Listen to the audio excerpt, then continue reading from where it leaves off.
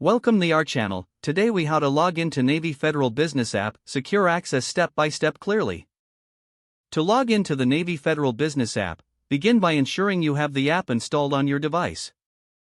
If you haven't done so, download the Navy Federal Business App from the App Store or Google Play. Once the app is installed, open the app on your device. You will be greeted with the login screen. Enter your username in the designated field. Next, input your password in the password field. Double-check your entries for accuracy.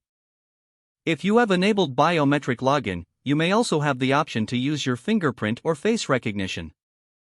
After entering your credentials, tap the Login button. Wait a moment as the app verifies your information. If your credentials are correct, you will be taken to the main dashboard of the app.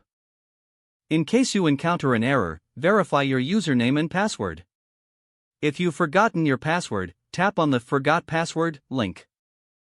Follow the prompts to reset your password securely. Once logged in, you can explore your business account features.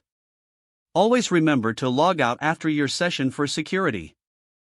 Make sure to keep your login information confidential to protect your account. If the page does not load, refresh the browser or try again in a private or incognito window. Make sure you are using the correct email address, then retype it carefully to avoid small typos. If your password is not accepted, use the reset option and create a new strong password you can remember. Check your spam folder for verification or security emails, then complete any requested confirmation steps. Enable two-factor authentication if available to improve account security and reduce unauthorized access risk.